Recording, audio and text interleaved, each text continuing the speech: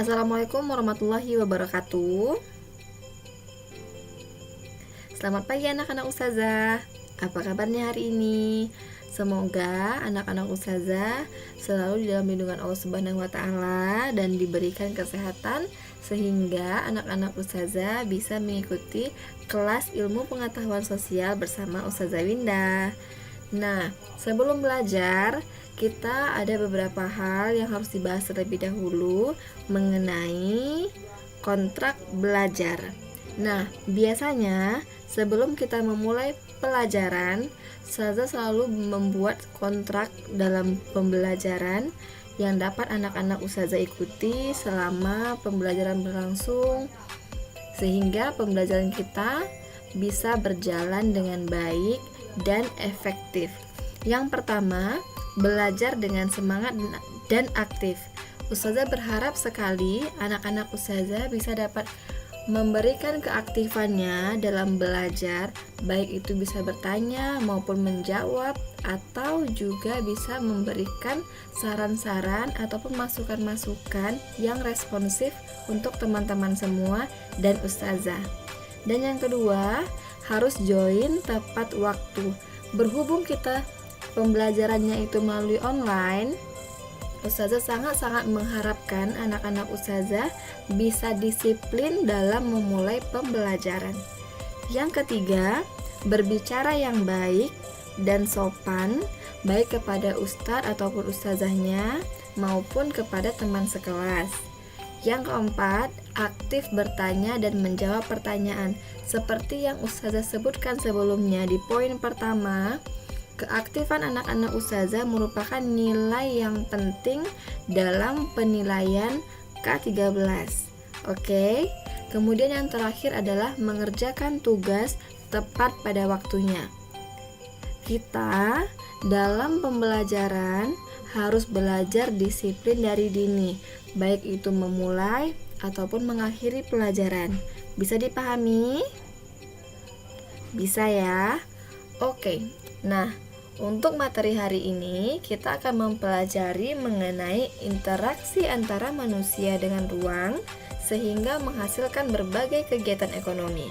Kegiatan ekonomi termasuklah di dalamnya kegiatan produksi, distribusi, konsumsi, permintaan, dan penawaran. Kegiatan produksi merupakan kegiatan menciptakan suatu barang untuk dikonsumsi. Kegiatan distribusi merupakan kegiatan menyalurkan barang produksi. Konsumsi itu sendiri merupakan kegiatan memakai atau mempergunakan suatu benda yang diproduksi oleh produsen.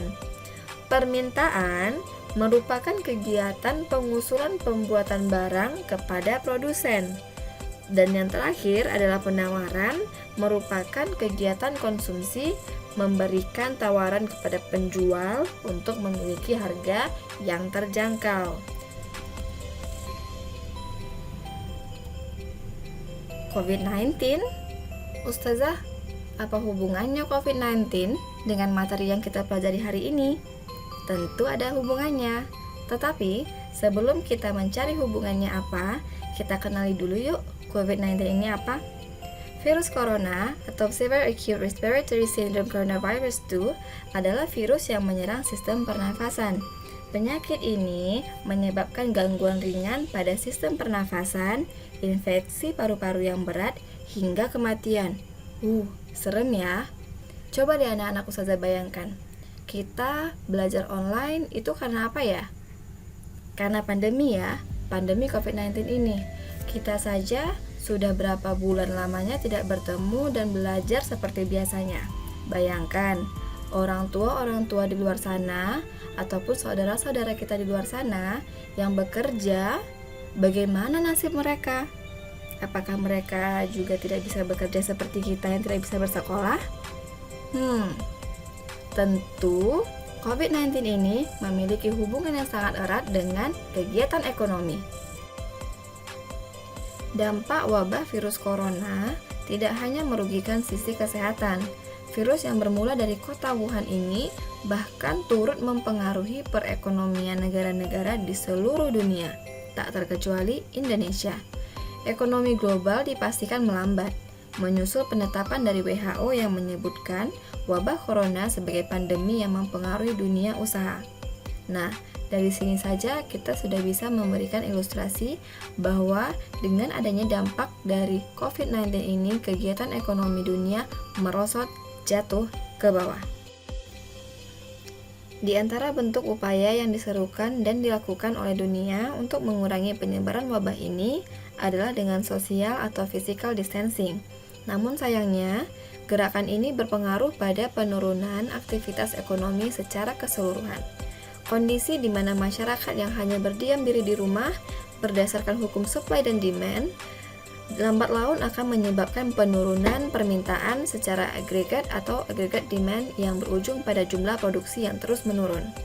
Proses penurunan perekonomian yang berantai ini bukan hanya akan menimbulkan guncangan pada fundamental ekonomi real, melainkan juga merusak kelancaran dan mekanisme pasar antara permintaan dan penawaran agar dapat berjalan normal dan seimbang. Nah, menurut anak-anak ustazah, bagaimana solusinya? Kita sebagai siswa hanya memiliki satu solusi. Satu, mentaati dan menuruti kebijakan yang sudah pemerintah tetapkan untuk kita. Dan yang kedua, kita bisa mencari peluang usaha. Peluang usaha apa? Anak-anak ustazah sering kan melihat masker? Banyak ya di pinggir jalan, di toko-toko, maupun online. Betul tidak? Bagaimana dengan shield face? Hand sanitizer? Tentu banyak dilihat ya. Di masa-masa pandemi ini banyak sekali peluang-peluang usaha baru yang dijalankan oleh masyarakat di sekitar kita. Can you make it?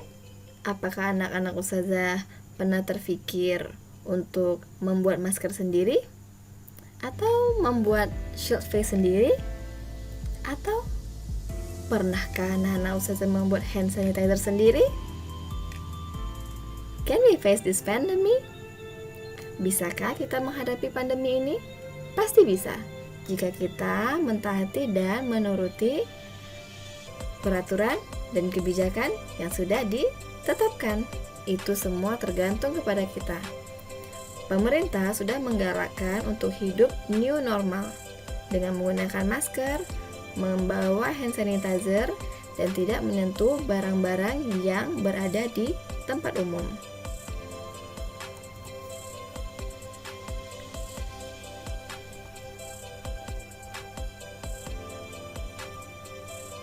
Tugas untuk hari ini, materi singkat ini memiliki tugas yang pertama, buatlah satu produk yang berhubungan dengan gaya hidup new normal dengan benda-benda yang ada di sekitarmu.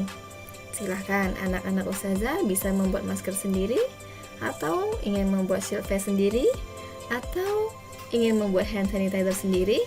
Silahkan dipilih mana satu yang mau dibuat. Dan yang kedua, pakailah produk tersebut pada kehidupan sehari-hari sebagai langkah mencegah COVID-19. Yang ketiga, kirim bukti penyelesaian tugas dalam bentuk video yang berisikan ajakan untuk menggalakkan gaya hidup new normal. Jika anak-anak ustazah membuat produk masker, kenakan masker pada video tersebut. Jika anak-anak ustazah membuat hand sanitizer, buatlah video yang berisikan anak-anak ustazah sedang memakai hand sanitizer itu. Begitu juga pada shield face. Ustazah harapkan anak-anak ustazah dapat mengumpulkan tugas ini tepat pada waktunya, dan deadline untuk pengumpulan tugas akan ustazah sampaikan pada Google Classroom. See you. Sampai jumpa lagi di pertemuan berikutnya.